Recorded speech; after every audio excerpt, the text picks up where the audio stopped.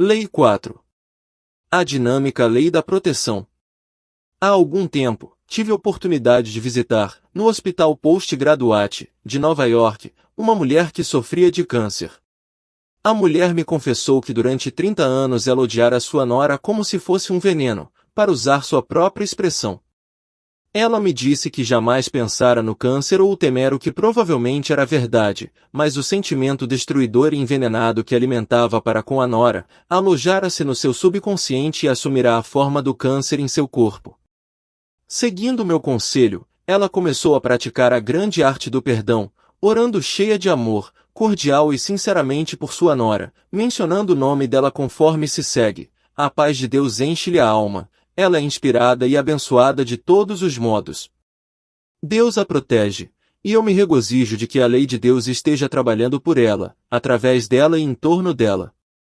Sinto em meu coração e em minha alma que a liberei, toda vez que o pensamento dela penetra em minha mente, eu lhe desejo bem. Agora, estou livre. A atitude espiritual de perdão dessa mulher, juntamente com o cobalto e outros tratamentos médicos que ela recebeu, provocaram uma notável modificação em sua personalidade, e ocorreu uma cura maravilhosa. Sua oração modificou-lhe o subconsciente, eliminando e neutralizando todos os pensamentos negativos ali alojados, e a incorporação deles também tinha de desaparecer. Um novo conceito de Deus opera maravilhas. Há meses, passei algum tempo na casa de um homem muito bondoso. Ele era nobre, generoso e magnânimo em todos os sentidos. Contudo, tinha um câncer no mesmo órgão do corpo que seu pai e 2 irmãos tinham tido, e do qual haviam morrido, um câncer de próstata. Este homem sempre temera vir a ter um câncer de próstata e comentou que vivera com esse medo por mais de 20 anos. Disse: aquilo que eu muito temia bateu-se sobre mim. Quando este homem rezava, estava na verdade implorando a um Deus muito distante, dizendo: se Deus quiser, Ele me curará. Vemos aqui, novamente, o velho conceito selvagem de um Deus vingador que pune seus filhos. Este homem, após aprender um novo conceito de Deus, adquiriu uma visão otimista e animosa da vida, e está sendo encorajado e louvado por seu médico. Assim que ele modificou sua maneira de pensar consciente, isso foi comunicado ao subconsciente, que respondeu de modo adequado. A causa é mental. A maior parte das pessoas, quando ouve falar de desastres de trens, de automóvel, etc., parece pensar que eles são devidos a uma força externa que vem de algum lugar e agride criaturas que são completamente inocentes, mas o estado mental e os desastres são pássaros da mesma plumagem e voam juntos. Como proteger-se? O homem que possui uma forte fé em que está sendo sempre vigiado por uma providência superprotetora, é mantido a salvo de experiências desagradáveis capazes de magoá-lo, do mesmo modo que o óleo e a água se repelem. A fé do homem em Deus e no seu amor e os acontecimentos desagradáveis se repelem um ao outro de acordo com a lei da crença. Torne-se invulnerável. Afirme regular e sistematicamente: aquele que habita no esconderijo do Altíssimo à sombra do Onipotente descansará. Direi do Senhor: Ele é o meu Deus, o meu refúgio, a minha fortaleza, e nele confiarei. Salmo 91:2. Acredite nessas verdades em seu coração, e positivamente você se tornará invulnerável a todo infortúnio. Você não terá nada a temer no mundo. Existe uma atitude e uma causa mental por trás dos acidentes, incêndios, guerras e calamidades de todas as espécies. A causa é o homem, ele também é o efeito. Porque ela não tinha namorados. Uma jovem do Wyoming, que trabalha num escritório em Los Angeles, me disse: sou muito acanhada, tímida, hesitante e não tenho namorados. Ela queria casar, ter sua casa, amar e ser amada e ser chamada de Senhora Jones. Expliquei-lhe como conseguir o que desejava. Na verdade, devido à atitude mental assumida, ela estava rejeitando a felicidade. Ela resolveu achar que era querida, procurada e admirada. Comprou um caderninho de notas numa loja de miudezas e lançou ali os nomes de imaginários admiradores. Depois, começou a imaginar que era tão popular entre os homens, que se dava ao luxo de dizer não após consultar o caderninho. Tudo isso se passava sem sua imaginação à noite, e outras vezes durante o dia. Logo ela se tornou muito popular entre os representantes do sexo oposto e deixou de ser uma segregada. Esta jovem decidiu casar-se e declarou que a inteligência infinita estava atraindo para ela o companheiro ideal, aquele que se harmonizaria perfeitamente com ela. À noite, ao deitar para dormir, ela imaginava ter uma aliança no dedo. Mentalmente ela sentia e tocava o anel. Conseguiu impregnar o subconsciente a ponto de sentir a realidade, a solidez e a tangibilidade do anel. Além disso, ela dizia que o anel implicava para ela que seu casamento já estava realizado e que ela se via diante de um fato consumado. Ela acabou atraindo um homem maravilhoso, e hoje eles vivem harmoniosamente em todos os sentidos. Como ele se tornou o melhor estudante? Um pai estava temeroso e preocupado com o futuro do filho. O professor do menino declarara que ele era embotado, idiota, retardado e que devia ser enviado para uma escola especializada. O pai, a conselho meu, começou a se entregar ao prazer de ouvir o contrário. Todas as noites ele imaginava que o filho lhe mostrava o boletim dizendo: "Pai, veja, recebi A em tudo." Ele continuou a pensar assim, até que a imagem penetrou em seu subconsciente e se tomou uma convicção viva. O filho reagiu lindamente e surgiu como um dos melhores estudantes da turma. O pai colheu o fruto da ideia sobre a qual havia meditado. A oração do pai fez com que a inteligência e a sabedoria do subconsciente se erguessem na mente do menino, e este correspondeu à convicção que o pai tinha dele. Ele não pôde ser fuzilado. Conversei com um japonês durante uma série de palestras realizadas alguns anos atrás, no Japão. Ele me contou que havia sido condenado a ser fuzilado durante a guerra. Acrescentou ainda que a acusação que pesava contra ele era falsa, mas isso é outra história. Na prisão, ele repetia em silêncio, para si mesmo, as palavras do Salmo 91. Todas as noites, antes de dormir, ele dizia mentalmente: "Não posso ser fuzilado. Sou filho de Deus, e Deus não pode fuzilar-se." Este homem sabia que só existia um poder e uma vida e que a vida dele era a vida de Deus. Contou-me que, depois, foi solto sem nenhuma explicação e enviado de volta ao serviço. Este homem gravou sua liberdade no subconsciente repetindo as verdades contidas no Salmo e idealizando a liberdade. Seu subconsciente reage de acordo com aquilo de que você o impregnou. Sua resposta determina seu futuro. Quando eu era criança, costumava ouvir meus tios e tias conversarem sobre muitas coisas. Muitas vezes eles diziam: "Sabe, Francisco, ou Maria, sofreu aquele acidente porque ele, ou ela, deixou de ir à igreja."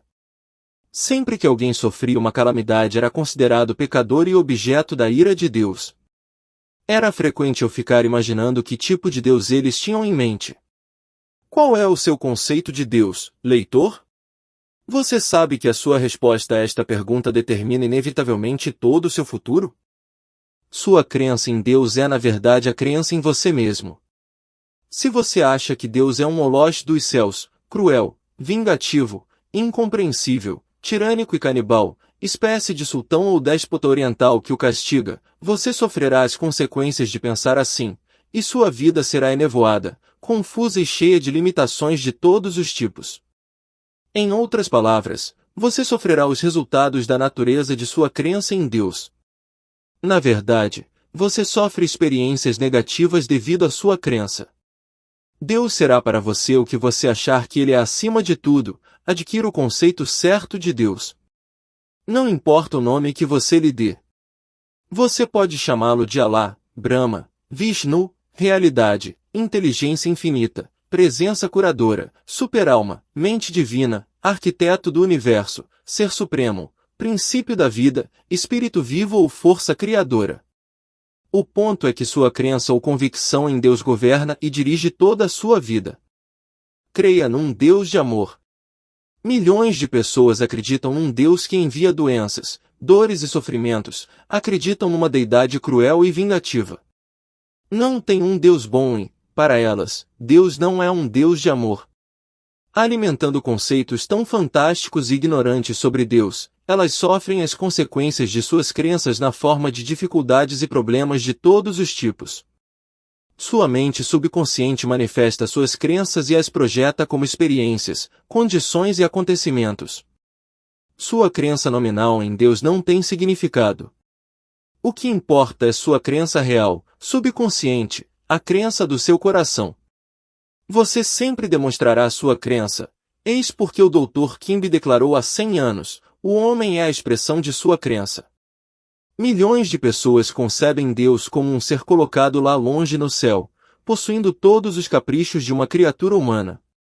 Com um conceito desses, elas são como o homem de negócios que, uma vez, disse a este escritor, eu ficaria muito bem, se Deus me deixasse sozinho. Acredite que Deus é amor, que Ele observa e cuida de você, acredite que Ele o guia, o impele para frente e o ama, e sua vida verá maravilhas que transcendem seus sonhos mais caros. Torne-se um novo homem. E o seu nome será, maravilhoso, Conselheiro, Deus forte, Pai da eternidade, Príncipe da paz. Isaías 9:6. Ao ler estas linhas, meu caro amigo, comece agora, hoje, a entronizar os verdadeiros conceitos de Deus, exarados acima, e os milagres começarão a surgir em sua vida. Veja e saiba que Deus é todo bem-aventurança, alegria, beleza indescritível, harmonia absoluta, inteligência infinita e amor ilimitado, e que Ele é onipotente, supremo e a única presença. Aceite mentalmente que Deus é todas essas coisas tão deliberadamente quanto aceita o fato de estar vivo, então você começará a experimentar em sua vida os maravilhosos resultados de sua nova convicção sobre o Deus abençoado que existe dentro de você. Você verá que sua saúde, sua vitalidade, seus negócios, seu ambiente e o mundo em geral estão todos mudando para melhor. Você começará a prosperar espiritual, mental e materialmente. Seu entendimento e visão interior se desenvolverão maravilhosamente, e você se verá transformado num novo homem. Seu negócio prosperou em 300%. Um negociante em Londres me disse depois de uma palestra, durante toda a minha vida, tive medo da pobreza. Que posso fazer? Eu lhe disse que encarasse Deus como um sócio silencioso, guia e conselheiro. Exortei-o a acreditar que Deus o estava sempre protegendo como um pai amante e a proclamar com ênfase que Deus estava suprindo todas as suas necessidades e inspirando de todos os modos. Alguns meses mais tarde, ele me escreveu declarando, sinto que Deus é uma presença viva, um amigo, um conselheiro e um guia. Meu negócio prosperou em 300%, minha saúde está melhor e joguei fora as grossas lentes que usei durante 20 anos. Pode-se ver o que aconteceu a este homem, quando ele se decidiu a encarar Deus como seu pai. A palavra pai significou algo para ele. Significou amor, proteção, orientação e apoio. Permita que as mesmas maravilhas ocorram em sua vida. O milagre dos 3 passos. No curso do meu ministério, realizei um casamento para um maravilhoso par do meio-oeste. Cerca de um mês depois, no entanto, o casal separou-se, e a esposa voltou para a casa dos pais. Que acontecerá ao romance deles? Falando com o jovem, mais tarde, ele me disse, todos os dias eu me punha a pensar que ela andava com outros homens. Eu tinha ciúmes. Não confiava nela. Achei que ela andava com os ex-namorados e tinha medo de perdê-la. O jovem estava pensando pior sobre a esposa e estava coabitando mentalmente com o medo, a inveja e a sensação de perdê-la. Ele havia rompido seus votos nupciais, quando então prometera tratá-la com carinho, amá-la, honrá-la sempre, renunciando aos outros, permanecer fiel somente a ela. O receio deste homem comunicou-se ao subconsciente da esposa, que desconhecia as leis mentais. Assim, no curso dos acontecimentos, aquilo em que ele acreditava e que temia ocorreu. Ele viu sua crença transformar-se com realidade, então se pôs a censurar a esposa. Entretanto, na verdade, foi-lhe feito conforme ele acreditava. Quando este jovem casal aprendeu o funcionamento de suas mentes consciente e subconsciente, através de minha apresentação com um de meus livros, O Poder do Subconsciente, começaram a orar juntos todas as noites e a praticar o milagre dos 3 passos, conforme se segue. O primeiro passo: no início, Deus. No momento em que acordavam pela manhã, proclamavam que Deus os estava guiando em todos os caminhos. Eles enviavam pensamentos de amor, paz, harmonia com alegria um para o outro, e para todo o mundo. O segundo passo: eles davam graças ao café da manhã. Agradeciam o maravilhoso alimento, sua abundância com todas as bênçãos que recebiam. Providenciavam para que nenhum problema, preocupação ou discussão entrasse na conversa à mesa. O mesmo era aplicado na hora do jantar. Terceiro passo: noite após noite, eles se alternavam, orando em voz alta. Mantinham a Bíblia sempre à mão e, antes de dormir, liam alguns trechos tais como Salmos 23, 91 e 27. O 11º capítulo dos Hebreus e o 13º capítulo de 1 Coríntios. E diziam calmamente: graças, Pai, por todas as bênçãos do dia. Deus fazia os seus filhos amados dormir. Cada um deles resolveu parar de fazer aquilo que irritava o outro. Isso exigia disciplina e um forte desejo de ambos os lados em consolidar o casamento. Prosseguindo nesta técnica terra a terra, a harmonia acabou por se restaurar entre eles. O casal tornou a se unir. Tive certa vez uma entrevista bastante estranha com um homem e uma mulher que vieram ver-me no meu hotel em Dallas, Texas. Estavam ambos preocupados e cheios de ansiedade pelo que haviam feito. Disseram que, anos antes, haviam brigado devido a um lote de terreno. Tinham ficado muito zangados um com o outro e resolveram divorciar-se. Separaram-se após 1 ano de litígio. E cada qual se tinha casado de novo. Todavia, diziam que haviam cometido um grande erro. Haviam se casado sob o que chamavam de reação emocional. Disseram: nós ainda nos amamos. Que devemos fazer? Aconselhei-os a acabar com a impostura de seus atuais casamentos e a voltarem um para o outro. Eles sabiam que viviam mentirosamente com seus cônjuges atuais, e isso não era justo nem decente, pois não havia nenhum amor. Essas duas pessoas eram cordatas e humildes e admitiram seu erro, que podia ser chamado de orgulho louco mais um desejo de se desforrarem mutuamente. Eles permitiram que o amor interior, existente em seus corações, os trouxesse de volta ao altar do amor. Os casamentos emocionais foram dissolvidos amigavelmente, e todos neles implicados sentiram-se favorecidos. O casal tornou a se unir. O amor liga 2 corações e é um elo indissolúvel. Que nenhum homem separe o que Deus, o amor, uniu. O poder de transformação do amor. Recentemente, perguntaram-me se um pai podia, por meios mentais, romper e dissolver um casamento. A jovem em questão é casada com um católico. Ela e seu marido amam-se profundamente.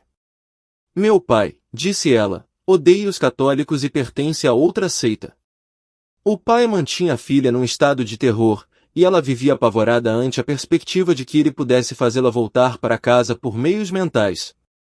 Expliquei-lhe que o pai não possuía mais poderes do que um pé de coelho ou as pedras de um campo. Ela começou a ver que o único poder real estava em seus próprios pensamentos e sentimentos. Ela orava frequentemente para que o amor de Deus, que a unira ao marido no início, continuasse a uni-los, envolvendo-os e cercando-os. A jovem afirmava com regularidade que a beleza. Ela pressentia uma grande verdade, que todos os pensamentos e todas as declarações negativas dos outros nada mais eram do que flechas de papel atiradas contra um couraçado. O amor vem do coração e, enquanto o jovem marido e a esposa achassem amor, graça e boa vontade um no outro, o casamento deles, a cada dia, seria mais abençoado. A jovem orava para que o pai tivesse um divino entendimento e, recentemente, informou-me que ele se estava tornando mais tolerante e estava aprendendo a estimar o marido dela. Como a oração transformou um criminoso. Uma vez, visitei um homem que estava em seu leito de morte. Era um alcoólatra crônico, havia cometido vários crimes e encontrava-se à morte. Ele me contou todos os seus crimes e me perguntou-me se seria castigado por Deus e enviado para o inferno, quando ele morresse. Expliquei a esse homem desesperado que Deus não castiga ninguém, que somos nós que, pelo uso indevido das leis da vida, punimos a nós mesmos, quer por ignorância, quer deliberadamente violando as leis da harmonia, do amor e da atitude correta. Acrescentei que ele tinha de se perdoar a si mesmo e deixar que Deus entrasse em sua alma, que devia resolver-se a ser um novo homem em Deus, então o passado seria apagado e não mais lembrado. Rezamos juntos, e ele se mostrou radiante e feliz depois da oração. O motivo era que ele possuía, agora, uma profunda fé interior e a convicção de que se achava do lado certo de Deus e de que tudo estava perdoado. Estava muito tranquilo e declarou que se encontrava pronto para o que ele chamava de céu. O médico observou uma notável melhora no homem, e pouco depois foi feito o prognóstico de que ele sobreviveria. Com efeito, em 10 dias ele deixou o hospital, recuperado e novamente cheio de saúde. Este homem tem, agora, 85 anos e ainda está muito forte e sadio. Tornou-se um homem maravilhosamente decente, verdadeiro filho de Deus, completamente transformado. Como aconteceu isso? Tudo resultou de sua aceitação da verdade sobre Deus e sua renúncia a todos os crimes, ódios e culpa, o que imediatamente liberou sua mente e seu corpo. Seu corpo reagiu de modo maravilhoso à sua nova atitude mental. Sua sensação interior de liberdade e paz de espírito, nada mais, foi o agente curador. A oração salvou-lhe a vida. Um homem achava-se num hospital atacado de septicemia. Já havia tomado vários antibióticos e transfusões, mas não se observava melhora alguma. Estava na lista crítica, e não se esperava que vivesse. Falando de seu antigo sócio, ele me disse: detesto aquele homem, e ele fez uma sujeira comigo. Sua aversão se havia tornado uma verdadeira úlcera psíquica. Ele me dizia que tinha medo de, quando deixasse o hospital, pegar um revólver e matar o homem. Mostrei a este homem em péssimas condições que ele estava assassinando a si próprio. Embora não estivesse associado com o homem que o havia enganado, ele o mantinha constantemente no pensamento, na corrente sanguínea, no cérebro e até na medula dos ossos, onde o sangue é fabricado. Expliquei-lhe que ele estava fazendo com que o homem tivesse poder sobre sua própria mente, seu corpo e todos seus órgãos vitais. Ele entendeu a verdade. O outro homem não era responsável por sua doença, e sim é próprio que é o único pensador no seu universo e, portanto, responsável pelos pensamentos, conceitos e imagens que criava. Dei-lhe uma oração que se encontra no fim deste capítulo sobre a qual ele devia meditar. E, à medida que ele saturava sua mente com as verdades de Deus, rapidamente se recuperava desta doença sanguínea. Com efeito, quando você reza, ocorrem maravilhas. O poder de Deus. Eis, a seguir, uma oração que ajudou muita gente a transformar completamente suas vidas. Se meditar nossas maravilhosas verdades, você não tardará, também, a descobrir que em sua vida estão acontecendo maravilhas. Deus é a única presença e o único poder, e Ele e eu somos um só. A fortaleza de Deus é a minha fortaleza, sua inteligência inunda minha mente. E essa nova certeza me dá um completo domínio sobre todos os setores de minha vida. Acho-me agora unido à mente universal una, que é Deus. Sua sabedoria, seu poder e sua glória correm através de mim. Sei que a energia e a força de Deus penetram em cada átomo, tecido, músculo e osso do meu ser, fazendo-me perfeito. Deus é a vida, e esta vida é a minha vida. Minha fé está renovada, minha vitalidade está restaurada. Deus anda e fala comigo. Ele é meu Deus, eu sou unido com Ele. Sua verdade é meu escudo e minha proteção, e dou graças que assim seja. Devo confiar na proteção de suas asas. Moro no lugar secreto do Altíssimo e sob a sombra do Todo-Poderoso. Pontos a lembrar. 1. O ódio é um veneno mental. O perdão e o amor são os antídotos espirituais que se devem usar para que ocorra uma cura. 2. Adquira um novo conceito de Deus como amor. Saiba que Deus está com você, e não contra você. 3. Sua atitude mental é a causa, e sua experiência o efeito. 4. Você pode proteger-se de todos os males sabendo que o amor de Deus o cerca e o envolve. 5. Acredite cordialmente nas verdades expostas no Salmo 91, e você será invulnerável. 6. Imagine e sinta que você é amado, querido e apreciado, e jamais lhe faltarão amigos. 7. Reze pela criança dita retardada, apelando na oração para a inteligência e a sabedoria de Deus, inerentes a todas as crianças. 8. Inscreva mentalmente a sua liberdade no seu subconsciente, e ele lhe responderá adequadamente. 9. Sua verdadeira crença em Deus determina todo o seu destino. 10. Sua crença em Deus é a verdadeira crença em você mesmo. O homem é a expressão de sua crença. Kimby. 11. Sua crença nominal em Deus não tem significado. O que importa é a crença que você traz em seu coração. 12. Acredite que Deus é todo bem-aventurança, paz, beleza, alegria e amor, que a verdade de Deus é a sua verdade. Habitue-se a isso, e milagres acontecerão em sua vida. 13. Afirme corajosamente que Deus supre todas as suas necessidades, e você prosperará em todos os sentidos. 14. Seus temores habituais podem comunicar-se ao subconsciente de seu esposo ou de sua esposa. Forme o hábito de pensar no que é agradável e bom. 15. Quando marido e mulher se unem pelo amor de Deus, ninguém ou qualquer circunstância pode romper o casamento. O amor é um elo indissolúvel. 16. Deus, ou vida, não castiga ninguém. Somos nós que nos castigamos, através da ignorância ou violando deliberadamente as leis da harmonia, do amor e da atitude correta. 17. O ódio é um veneno mortal que provoca a morte de todos os órgãos vitais do corpo. E não se esqueça de deixar o seu like, se inscrever no canal e ativar o sininho das notificações. Obrigado.